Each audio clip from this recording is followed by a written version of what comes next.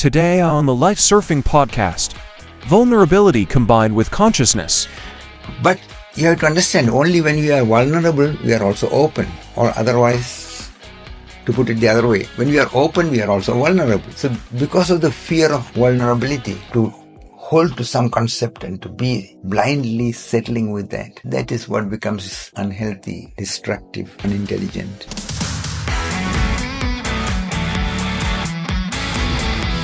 We are having to face the challenge of confusion when we are going in life with an openness. It is not that we have everything clear. To be alive means to live with this vulnerability, but combined with consciousness. That means you will start seeing there's nothing which is good always. Things change. For example, certain food is considered good and healthy. But how much of that food is good for you? How much you will eat from that? When you have to say, no, it is no more good, I should not take it. In the same way, giving support to the other is good. But you have to also look what you are really doing. Whom are you supporting? What is the intention in you? And what is the intention in the other? You consider. So it is not everything 100% clear. But the beautiful thing is, when you are looking in yourself, you are considering it. Looking also this feeling of guilt. Okay, guilt feeling comes more from the religious conditioning. But there's something in us, when we are doing something which is unsensible, which is unloving, reminds us, hey, something is not okay. You need to consider more. And if you listen to that and consider more, then you go on correcting yourself. It is not you are saying that I'm absolutely right and I am absolutely 100% wanting it this way. You will be not so fanatic. You will be considering more, ready to make changes, ready to respond. And sometimes you see certain points in the certain given moment, but in a later moment you see other factors which you had not considered or seen. Then you change your decision. You go differently. But you remain honest to yourself. You remain as much as possible present to that what is taking place in you. And this confusion, this insecurity is natural and is part of a healthy development. It is not something wrong.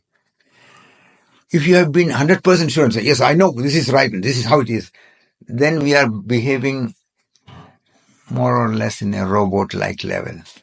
It is just a conditioned automatic way of reacting. But when you see that goodness is always to be considered and applied in the moment, looking, take into consideration the different factors. The important thing is that you are considering, you are looking, you are honest with yourself. You don't go blindly. That is the most delicate and decisive factor. Because through that, you become capable of bringing about that what is the best in the moment, that what is best possible for you, that what is creative. And in your considering like that, you are not being trapped in an egocentric, blind reaction. You are considering it, you are looking. You are ready to include other factors which are otherwise not visible when one is just going in a blind way. So go through this uncertainty, go through this confusion as wakefully, remaining honest to the moment, to yourself. Because when you are honest in this sense to yourself, you are ready to face everything what is operating in you in the moment. And this is very, very valuable. So one who is considering in this way will not go into hating anybody, will not go into bind, power and prestige approach, will not indulge in revengefulness, will not provoke fear to control and to suppress the other. That is why bringing consciousness in, considering like that, it is not easy. It is putting oneself in a very fragile and vulnerable situation.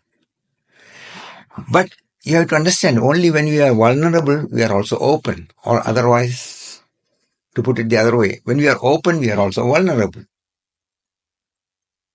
So because of the fear of vulnerability, to hold to some concept and to be blindly settling with that, that is what becomes unhealthy, destructive, unintelligent, and drags us more and more into a state of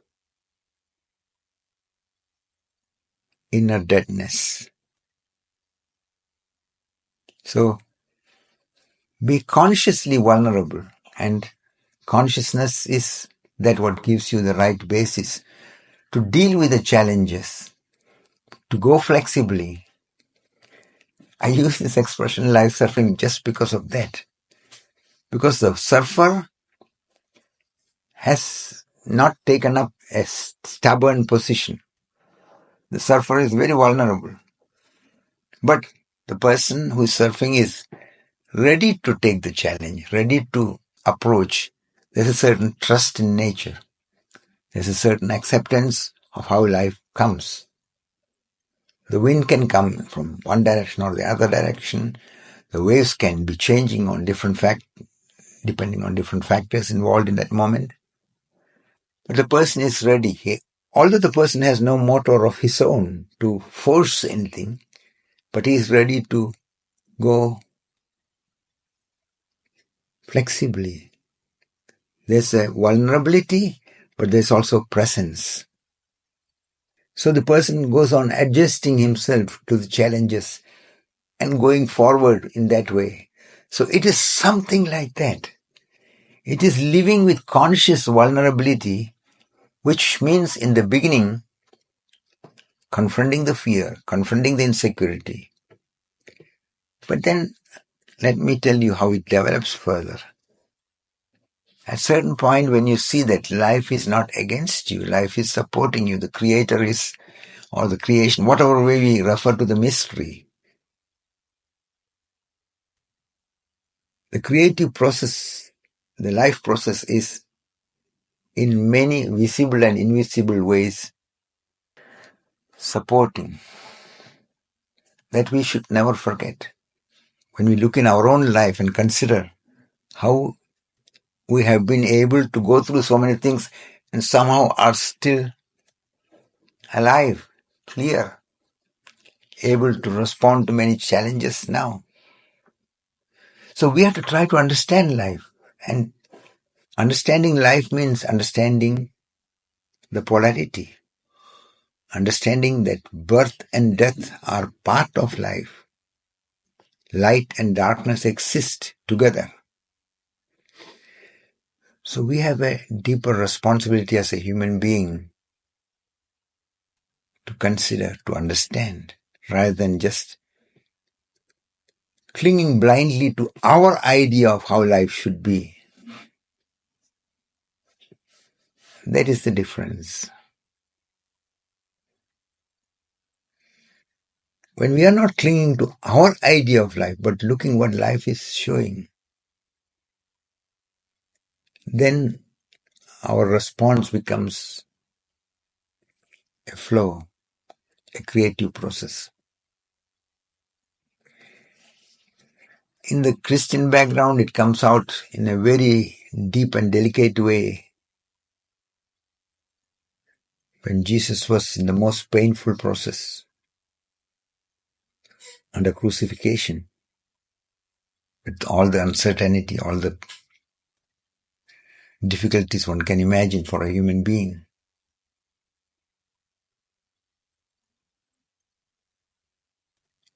At one point, he also was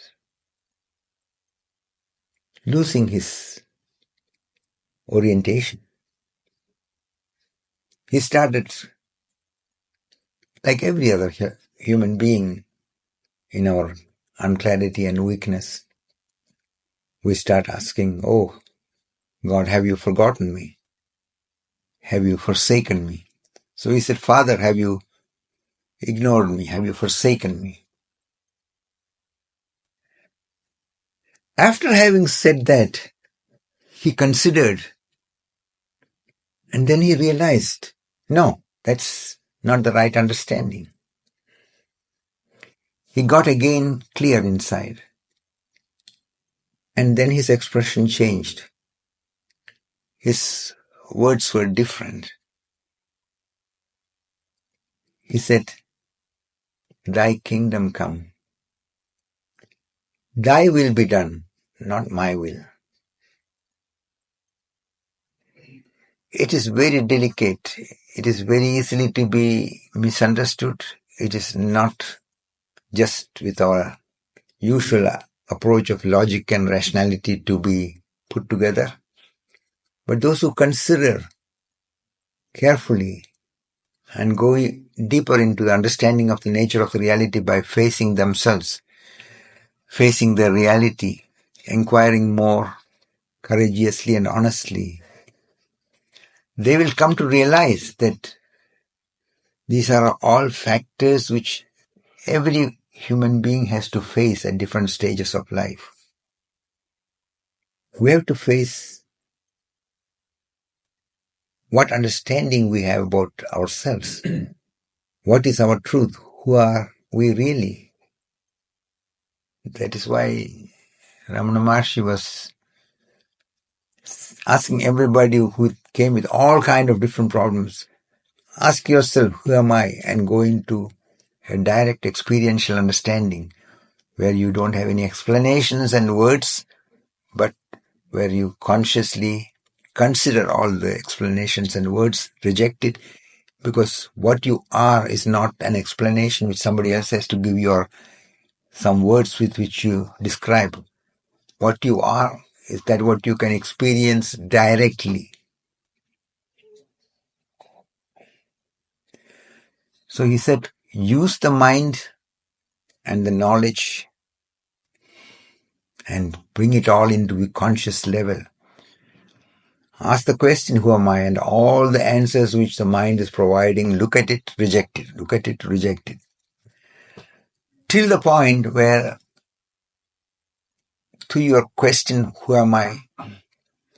The inner automatism has no more anything to provide. When in this way, there comes a state of inner quietness. Be with the quest, but don't hold to anything. Don't hold to any words and concepts. So in this way, you are capable to directly connect and to receive and to experience what life wants to reveal to you, to experience who you really are.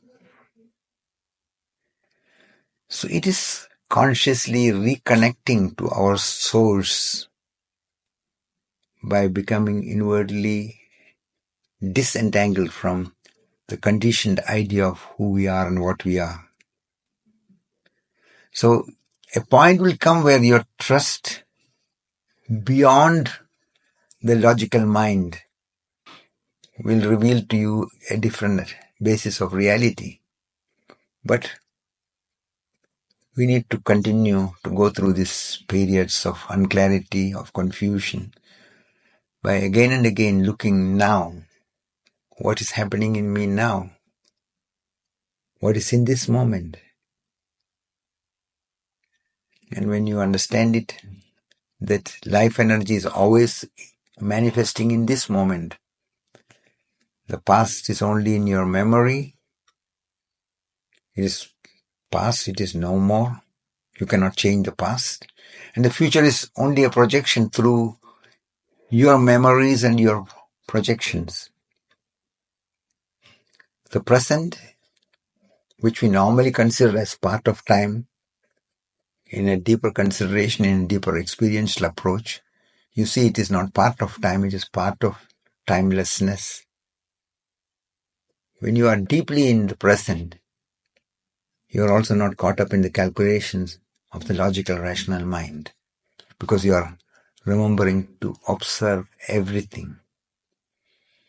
That is why you suddenly realize that there is another dimension of the reality when you are not projecting through your mind. So become aware of it, that the inquiry, the journey for the seeker of truth, for the one who wants to be honest, the one who wants to really allow understanding and love to be their basis, is a challenging process. We have to face many confusions, many insecurities, but always come to the present and be true to yourself. Be ready to face everything what is there in you, and in this way allow a response. More in moments.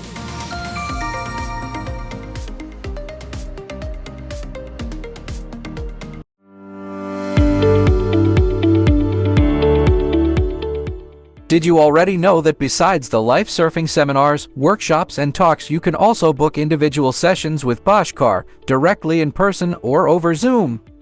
For that, please contact Noria under the email address or over the phone 0497617 09665.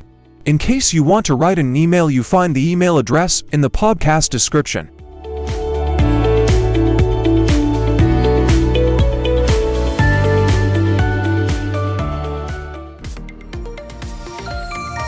The Life Surfing Podcast continues now. Any other question in anyone? If no question is there in anyone from here or anyone participating from elsewhere, then we take some moments just to be with all what is there in you right now,